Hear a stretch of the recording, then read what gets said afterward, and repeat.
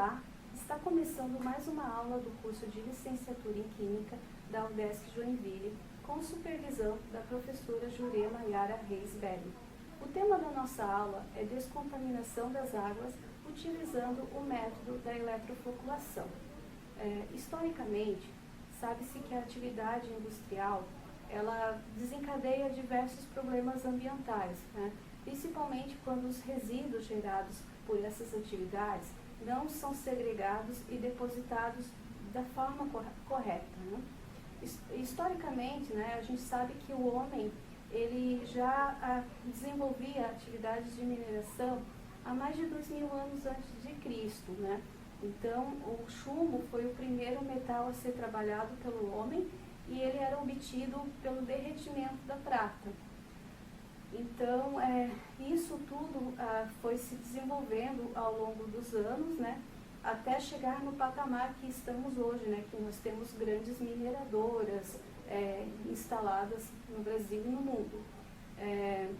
As indústrias têxteis, elas também são grandes, contribuem bastante para o aumento da poluição, porque elas demandam de um consumo excessivo de água. A indústria de papel também tem a mesma demanda deste recurso e desta forma é cada vez mais importante a busca, né, por novas metodologias de tratamento e que sejam também mais efetivas, né, para solucionarmos o problema que vai ser, né, no futuro, manter toda essa estrutura funcionando da forma com que está, né, porque apenas utilizar das matérias-primas que temos sem pensar que elas, né, não são renováveis, que nós temos que também sermos responsáveis com o uso das mesmas. Então, é importante sempre que tenha um desenvolvimento tecnológico para que se reduza o consumo de matérias-primas e também para que se dê um tratamento adequado para os rejeitos, né? Porém, os metais, eles não são somente vilões, né? Apesar de, quando não serem tratados e depositados da forma correta, eles trazem prejuízos para a saúde e para o meio ambiente, eles também são necessários para a manutenção da saúde. Por exemplo, o ferro oxidado na forma 2+, ele é importante para ele vai se associar à hemoglobina e ele vai realizar o transporte do oxigênio no sangue. Porém, se nós estivermos com falta dessa substância no nosso organismo, poderíamos ter doenças como anemia, por exemplo.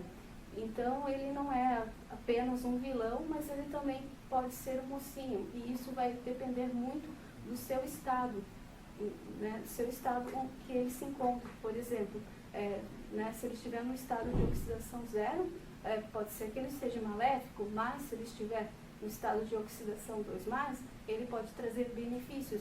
E assim é para as diversas substâncias químicas, né? A concentração e o estado em que se encontram pode trazer tanto benefícios como malefícios. Para que a gente consiga compreender um pouco melhor sobre essas questões, a gente vai trabalhar aqui com um experimento. Tá? Esse experimento é um experimento de eletrofloculação. E a eletrofloculação ela é um processo que é realizado na indústria e também nas estações de tratamento de água, onde você fornece uma corrente elétrica e essa corrente elétrica vai fazer com que os eletrodos gerem nanopartículas que vão aderir à sujeira na sua superfície. Quando essas nanopartículas elas aderirem à sujeira na superfície, essas nanopartículas são partículas extremamente pequenininhas de algum material.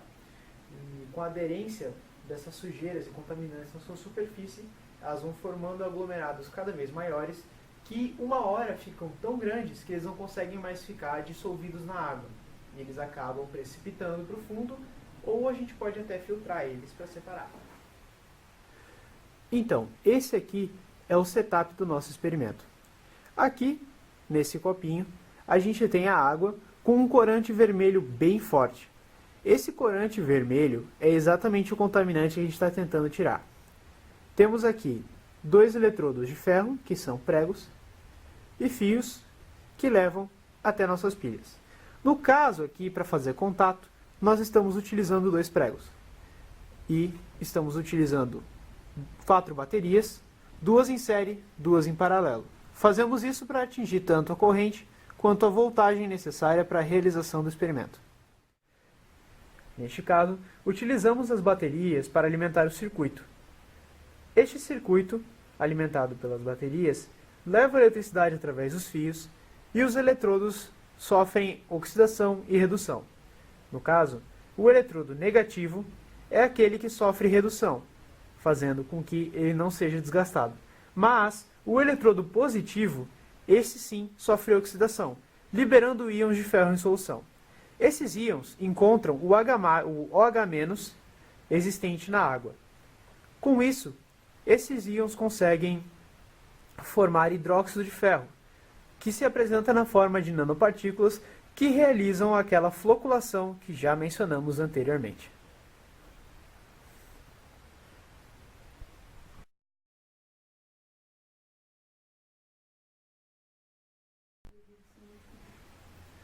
Olha só que legal que está ficando. Agora está bem escuro, está bem cheio do hidróxido de ferro. Daqui a pouco já dá para filtrar a solução e vai sair uma água bem mais limpinha. Olha só, pessoal, agora já terminamos aqui a nossa reação e dá para ver que a solução ficou bem escura do hidróxido de ferro. Ainda está um pouquinho vermelhinha, mas eu aposto que vai sair tudo quando a gente terminar de filtrar. Então agora a gente vai usar aqui um filtro, que nem é um filtro, mas é bem improvisado, de papel toalha. Por que eu estou usando um filtro de papel toalha? Porque já serve. Os pequenos glóbulos que se formam aqui, eles são tão grossos que eles não vão passar por esse filtro de papel toalha. Então agora a gente vai despejar aqui a solução e ver qual é o resultado.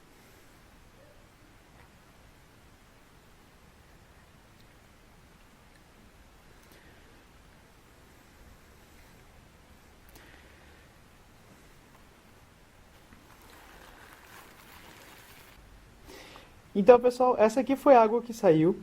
Lembrando que essa água aqui, ela não é própria para consumo, tá? Ela ainda tem coisas que são invisíveis, né, como contaminação, mas o grosso a gente já tirou. E é justamente para isso que esse processo serve na indústria, para tirar o grosso da água, aquilo que é um pouco mais bruto. Então, dá para ver aqui que a água saiu bem limpinha, mostrando que o processo realmente funcionou, né, versus esse copinho aqui que ainda está todo sujo daquela sujeirada que a gente filtrou. E aqui está toda aquela nhaca que a gente tirou no filtro. Então, esse é o experimento. Então, pessoal, para que a gente compreenda a nossa aula de hoje, é necessário que a gente saiba o que é um átomo. Um átomo é uma partícula muito pequena que constitui toda a matéria do nosso planeta. E qual é a estrutura de um átomo? Um átomo possui na sua estrutura um núcleo, que é onde estão prótons e nêutrons, e ao redor desse núcleo, muito pequeno, você tem a eletrosfera. E nessa eletrosfera você tem, então, elétrons. Os elétrons estão carregados negativamente, enquanto os prótons possuem cargas positivas. Essa força de atração entre eles, então, faz com que o átomo em si esteja, então, numa situação estável, né? Já que você possui a mesma quantidade, normalmente, de prótons e a mesma quantidade de elétrons. Para que seja necessário, para que aconteça uma reação química, você necessita da retirada, né, de elétrons de um átomo. E como você faz isso? Você adiciona energia, você fornece energia a esse átomo. O que você vai ter, então, no começo, é um salto quântico, que é quando, então, os elétrons de uma camada mais externa, na eletrosfera, saltam para uma camada mais externa. Quando você continua fornecendo energia, você vai ter, então, a liberação deste elétron do átomo. Este átomo, então, agora, que perdeu um dos seus elétrons, a gente chama ele de um cátion, ou seja, ele possui agora então mais cargas positivas do que negativas, né? Pois agora então ele tem um próton a mais no seu núcleo do que os elétrons que estão na eletrosfera, já que você perdeu um elétron ali, certo? Esse elétron que foi liberado, ele é muito instável sozinho, ou seja, qualquer outro átomo que esteja ali por perto vai receber ele, vai absorver ele. E quando um átomo então absorve um outro elétron, você tem então que esse átomo ele liberou energia para que esse elétron pudesse então entrar na sua eletrosfera, certo? E esse outro átomo agora que recebeu esse elétron, ele também possui a mesma quantidade de prótons e elétrons. Agora, com esse novo elétron, você agora tem nesse átomo uma maior quantidade de elétrons, ou seja, uma maior quantidade de carga negativa. Ou seja, esse átomo agora, que possui uma maior quantidade de carga negativa, nós chamamos de ânion. E agora, numa reação química, e essa situação, né, de um átomo que libera um elétron e um átomo que recebe um elétron, nós chamamos na química de uma reação de oxirredução.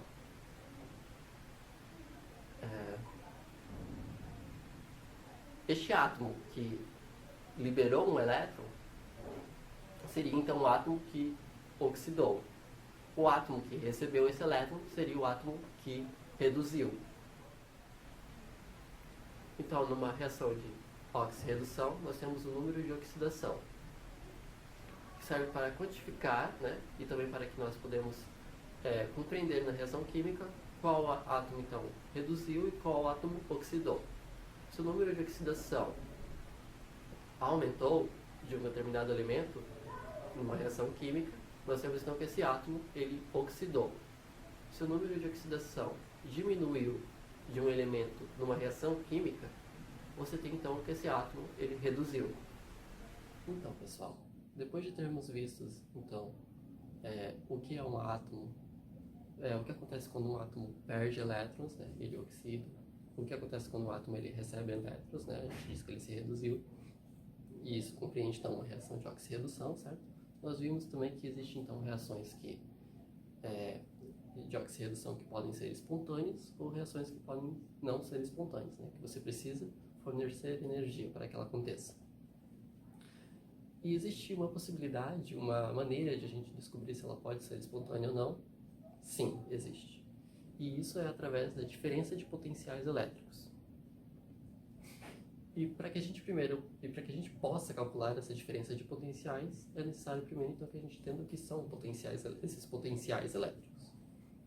Então, esses potenciais elétricos seriam então a capacidade que determinado elemento, né, o átomo, tem de dissipar energia que ele possui, né, que ele está carregada nele.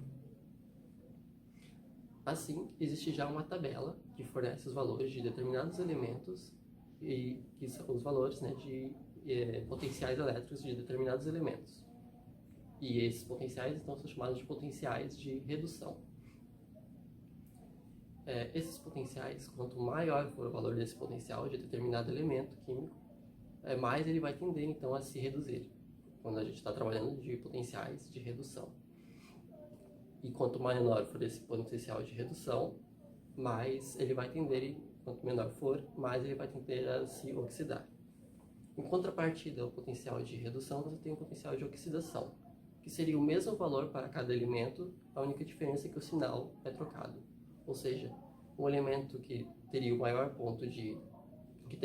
potencial de redução, agora vai ter um potencial de oxidação no mesmo valor, só que negativo.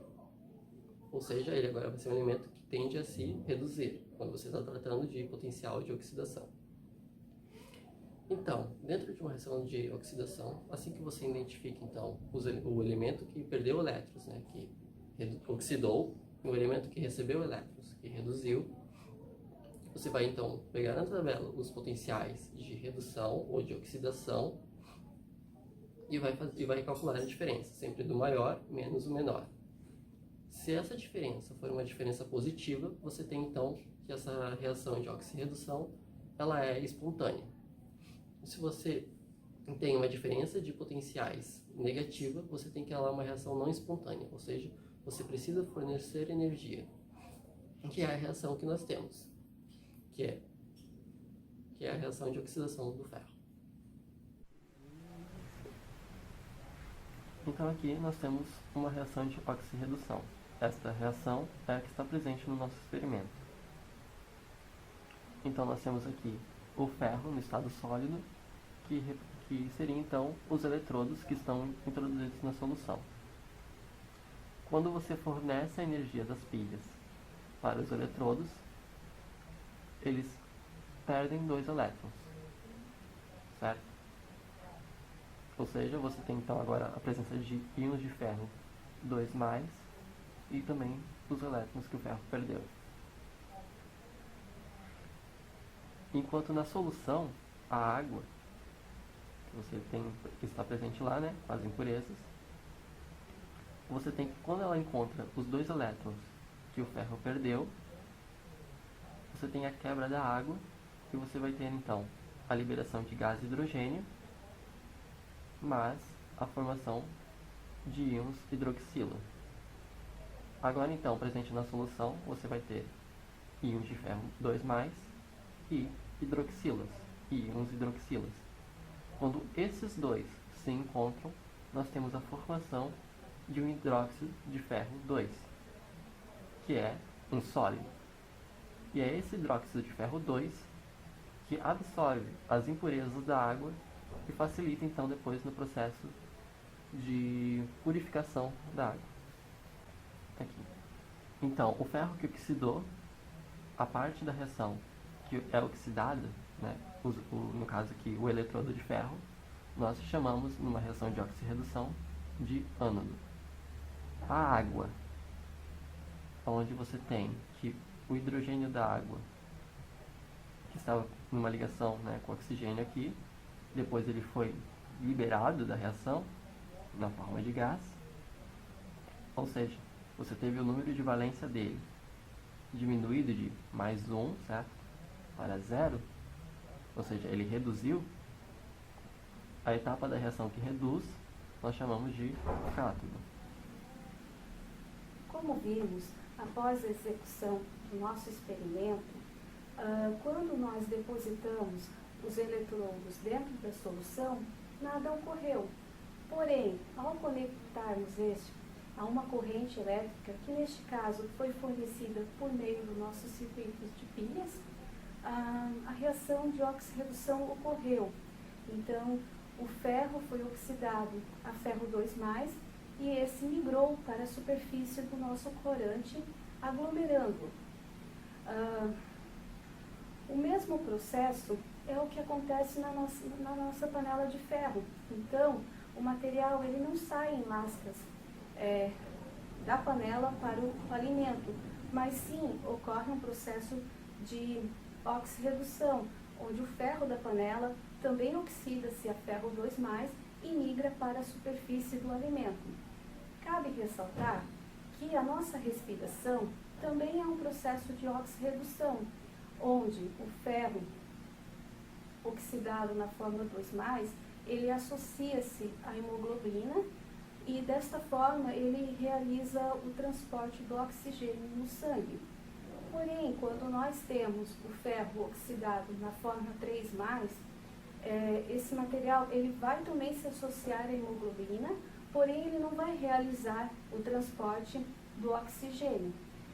Sabemos também que o ferro oxidado a ferro 2+, né, ao se associar à hemoglobina, ele também vai evitar a doença anemia.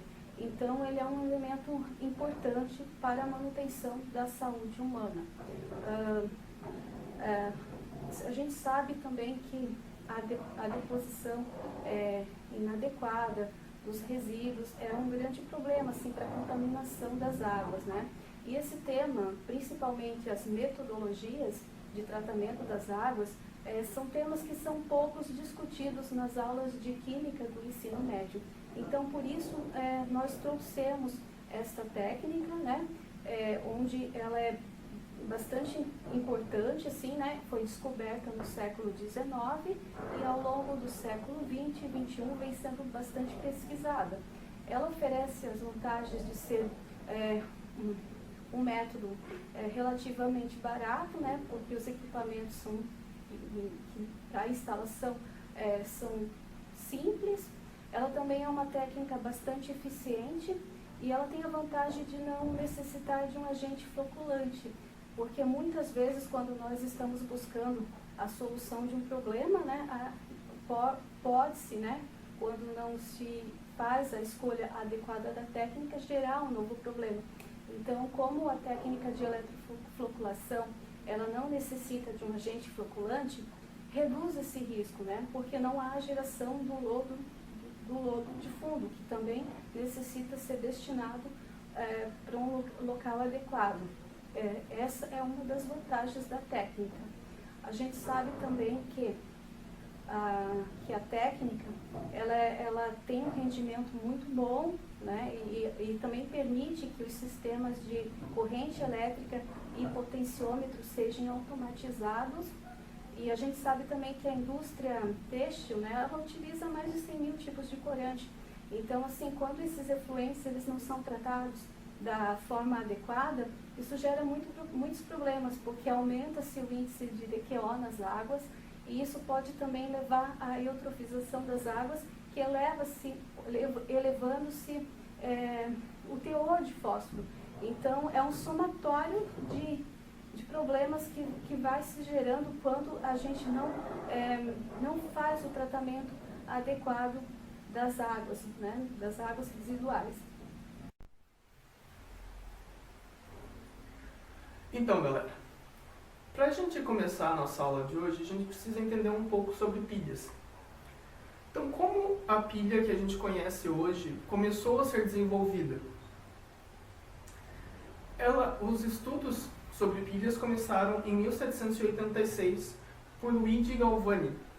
Ele começou a ter interesse por pilha quando estava realizando a dissecção de uma rã em cima de uma mesa metálica, e ele notou que quando o seu assistente encostava um bisturi metálico num dos nervos da coxa da rã, ela causava uma pequena contração muscular. Ele, intrigado por que isso acontecia, começou os seus estudos nesta área. E em seus estudos ele chegou à conclusão de que deveria ter algo que ele chamou de eletricidade animal, que para ele a eletricidade que causava aquela contração muscular já pertencia ao animal, e ao encostar dois metais naquele nervo, ele fechava um circuito e ativava essa eletricidade que causava a contração. Alguns anos depois, Alessandro Volta descobriu que na verdade não era bem isso que acontecia, porque quando ele tentou fazer o experimento com dois metais iguais, não houve aquela contração muscular. Então ele chegou à conclusão de que, na verdade, a corrente elétrica devia estar ligada aos metais e não ao animal. E para provar isso, ele realizou basicamente o mesmo experimento, só que em vez de um animal, ele usou uma solução eletrolítica, que nada mais é do que uma solução com íons, e fez o mesmo experimento e viu que funcionava também. E foi trocando os metais que ele utilizava e viu que, dependendo dos metais que eram utilizados, a corrente elétrica era mais forte ou mais fraca. E desenvolvendo essa ideia, foi criado em 1800 a primeira pilha, que foi chamada de pilha galvânica ou pilha voltaica, ou ainda pilha de volta. Então, galera, mas depois de tudo isso, o que é realmente uma pilha? Pilha nada mais é do que qualquer aparelho composto por dois eletrodos e um eletrólito que seja capaz de gerar corrente elétrica. Bom, mas a gente vai usar a pilha alcalina. Como funciona essa pilha alcalina? A nossa pilha alcalina, basicamente, é composta por um revestimento metálico, um cátodo, que é de manganês, e vai ser a parte responsável pela parte positiva da nossa pilha. Um ânodo de zinco, que é responsável pela parte negativa da pilha. E o eletrólito, que normalmente é de hidróxido de sódio, que vai ser o responsável por fazer a condução dos elétrons da nossa parte negativa, do nosso ânodo, até a parte positiva, que é o nosso cátodo. Então, agora com essas informações, a gente já pode voltar para a aula. Mas antes, é muito importante destacar que quem for refazer esse experimento em casa, tome muito cuidado com o descarte de pilha. Porque, como a gente acabou de ver, contém metais pesados dentro dessa pilha. E quando descartados de forma errada, elas podem ser muito prejudiciais ao meio ambiente. Então, cuidado com o experimento e boa aula. Bem, então, para a gente começar, né, os nossos exercícios, a gente vai ver, então, essas reações aqui. Uma dessas reações ocorre oxirredução e nas outras não. Para a gente poder identificar quando existe uma oxirredução, a gente tem sempre que olhar para os números de oxidação. Vamos começar com a primeira equação. Aqui a gente tem o cloro, que em geral forma número de oxidação menos 1, então a gente tem menos. E a gente, o hidrogênio, comumente forma um número de oxidação mais 1, então seria mais. O hidrogênio geralmente é mais 1, então aqui é mais. O sódio geralmente é mais 1. E o oxigênio costuma ser menos 2. Então, percebam que está somando, né? 2 mais e 2 menos fica 0. Isso porque não tem carga nessas moléculas. O cloro costuma fazer menos, o sódio mais. Aqui o oxigênio é menos 2. E cada hidrogênio a mais, como tem 2 hidrogênios, a gente acaba tendo 2 mais. E fecha a carga. Percebam que o oxigênio, o hidrogênio e o cloro e o sódio, todos eles continuam exatamente com a mesma carga no início e no final dessa reação. Portanto, ela não pode ser uma reação de oxirredução, porque não existe mudança no número de oxidação desses elementos. O H2 aqui, ele é 0, porque ele é um elemento puro. O O2 é 0, porque ele também é um elemento puro. Mas no H2O, a gente tem 2 menos, mais, como são 2 hidrogênios, são 2 mais. Vejam, o hidrogênio que era 0 agora é mais, o oxigênio que era 0 agora é 2 menos. Ou seja, aqui houve oxirredução. Agora vamos ver aqui. A gente geralmente vai ter o oxigênio 2 menos. O enxofre, nesse caso, vai ser então 6 mais, porque a gente tem 3 oxigênios, então vai ficar 6 menos. A água a gente já viu. E aqui, se esse oxigênio for 2 menos, ele vai, como tem 4 oxigênios, vai ficar 8 menos. Cada hidrogênio sendo mais, eu vou ficar com 2 mais. 2 mais com 8 menos, sobra 6 menos, então esse enxofre é 6 mais. Ele não mudou o estado de oxidação, nenhum deles mudou, logo não houve nenhuma reação de oxirredução. Beleza, pessoal? Vamos então para o nosso segundo exercício. Agora a gente tem que encontrar qual dessas equações que não ocorre oxirredução. Então vamos lá, para a primeira. Aqui a gente tem o nitrogênio sozinho, certo? Como um elemento puro, então ele é 0. O oxigênio também é um elemento puro, 0. E nesse caso aqui, a gente tem o oxigênio junto com o nitrogênio, e ele vai ser 2 menos, então o nitrogênio vai ser 2 mais. Então aqui teve oxirredução. Tá? Agora a gente vai vir aqui, alumínio. O alumínio é elemento puro, 0. o oxigênio é 2 menos, com 4 oxigênios são 8, cada hidrogênio é mais, forma 2 mais. A gente tem então 2 mais, e aqui são 8 menos. 2 mais com 8 menos, sobra 6 mais, enxofre é 6 mais. Vamos perceber aqui, galera, que o enxofre ele está sempre junto com o oxigênio, ó. Então, se o enxofre está sempre junto com o oxigênio, isso aqui é um sulfato. O sulfato ele não se desfaz, o que significa que ele sempre vai continuar na mesma configuração eletrônica, então ele vai ter o mesmo número de oxidação. Então, esse oxigênio aqui vai ser também 2 menos, e esse enxofre vai ser 6 mais. O alumínio, então, veja, 6 mais com 8 menos, cada sulfato tem 2 menos no total. São 3 sulfatos, então são 6 menos. Então, aqui o alumínio tem que ser 6 mais. Como tem 2, cada um é 3 mais. O H2 agora está sozinho. Ele é um elemento puro. Ele é 0. Então, veja, o alumínio e o hidrogênio mudaram o número de oxidação. Então, aqui também ocorre oxirredução. Zinco está sozinho. Elemento puro. Sulfato não muda, o sulfato está sempre junto. O cobre aqui, como o sulfato a gente já viu aqui que era menos 2, o cobre tem que ser 2 mais. Passou a ficar sozinho, elemento puro, 0.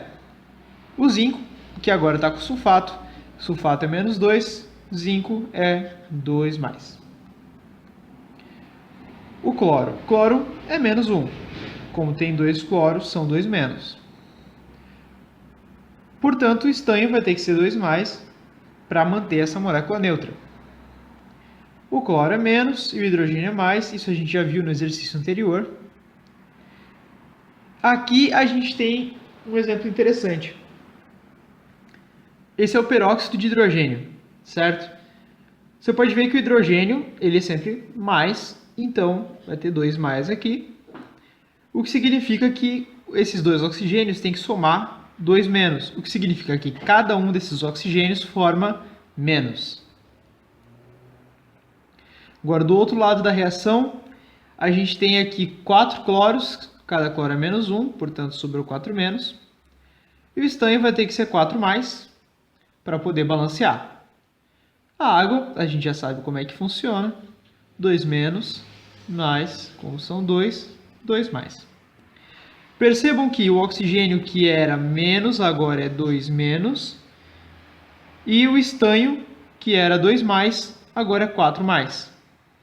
Portanto, aqui também houve oxirredução. Agora aqui, a gente tem o sódio, que é mais, e o cloro, que é menos.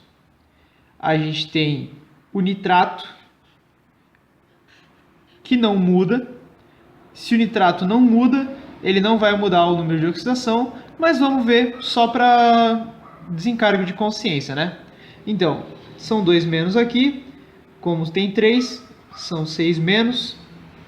Prata, ela é mais 1, então são 6 menos, mais 1, sobram 5 menos, esse nitrogênio tem que ser 5 mais.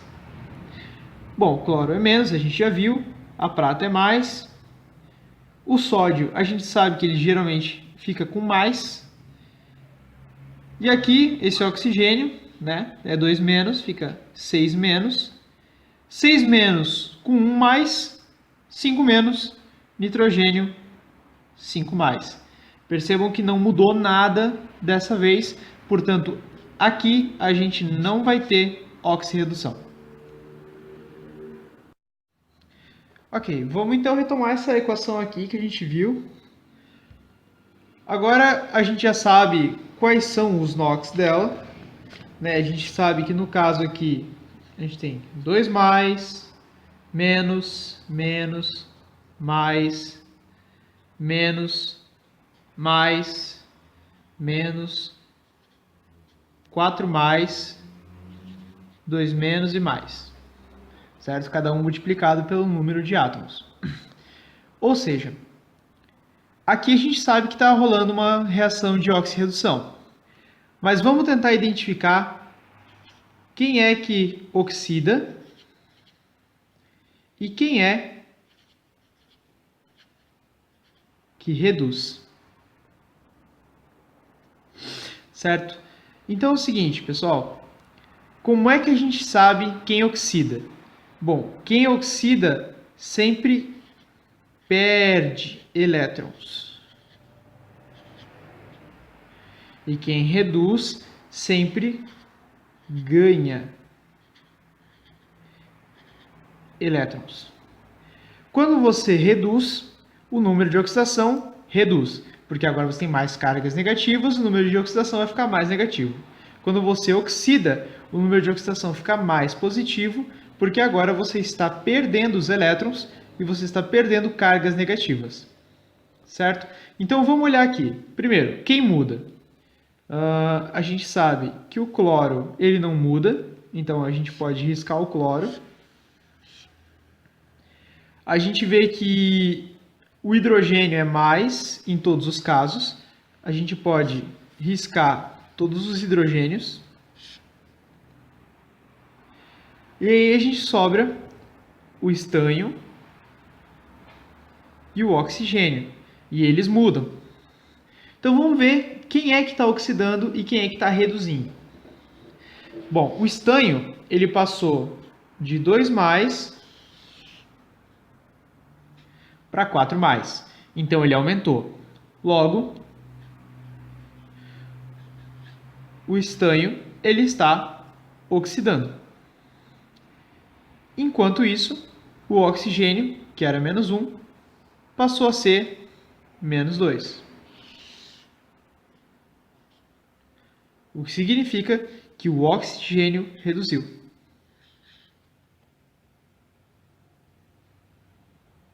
Vamos então retomar aqui um pouco a equação do nosso experimento, tá? Vamos dar uma olhada nessa equação aqui, tá? Aqui a gente tem as semi-reações de redução que ocorrem em cada eletrodo.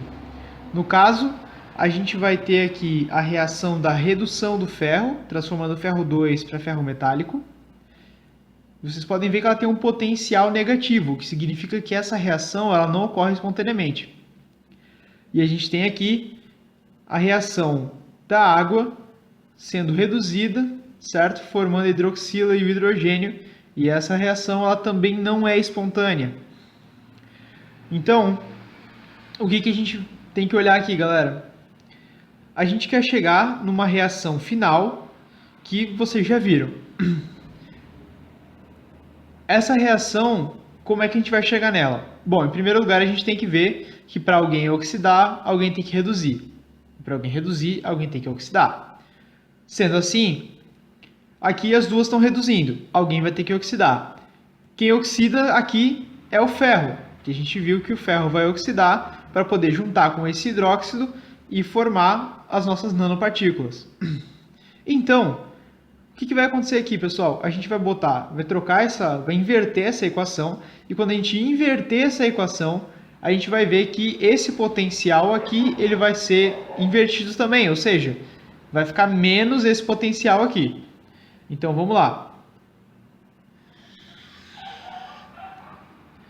Agora a gente vai ter ferro metálico formando ferro 2+, liberando 2 elétrons. E o potencial disso aqui é 0,44 volts. Ele é positivo. Aqui embaixo, a gente sabe que o hidrogênio é quem reduz para deixar essa hidroxila aqui para trás. Então, essa equação aqui está certa, é só a gente copiar. Só que, lembre-se, como a gente tem que ter 2 hidroxilas, porque esse ferro é 2+, para ficar neutro eu vou precisar de 2 hidroxilas, eu vou ter que multiplicar essa equação por 2. Mas mesmo multiplicando essa equação por 2, eu não altero o potencial, ok? Ele continua o mesmo. Então a gente vai ter aqui 2H2O mais 2 elétrons. E aí a gente vai ter aqui... Não, meio não, desculpa. Aqui a gente vai ter 1 H2. Certo? Aqui a gente tinha meio, multiplicando por 2 vai ficar 1. Então, esse 2 aqui não era certo. Mais 2OH- com um potencial de redução de menos 0,828 volts. Agora sim, a gente pode somar essas equações, certo? Quando a gente soma equações químicas, tudo que é igual dos dois lados a gente remove para deixar mais simples. Então vamos lá, a gente tem aqui 2 elétrons de um lado da equação e 2 elétrons do outro lado da equação. Os lados a gente mede pelas setinhas, tá? Esses elétrons aqui, eles estão do lado direito da seta e esses aqui estão do lado esquerdo. Então a gente corta isso aqui e aí a gente vai ter soma ao lado esquerdo com o lado esquerdo. Então vai ser ferro metálico mais 2 águas. E agora a gente soma o lado direito. Ele vai formar ferro 2+. Esse ferro 2+ vai encontrar essas duas hidroxilas.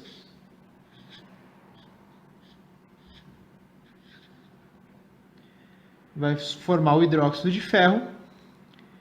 E, além disso, eu vou liberar o hidrogênio na forma elementar, certo? Hidrogênio puro. Quanto ao potencial dessa reação, como a gente já arrumou tudo certinho no sentido de oxidação e redução, basta que a gente some esses potenciais que sobraram aqui e aí a gente vai ter o nosso resultado, beleza? Agora, somar isso daqui, a gente vai ter que então pegar, né, o 0,44 e vai ter que subtrair o 0,828. O resultado disso é 0,378 volts, certo? Mas a gente tem que ver que o número maior é negativo, portanto, o resultado final também é negativo.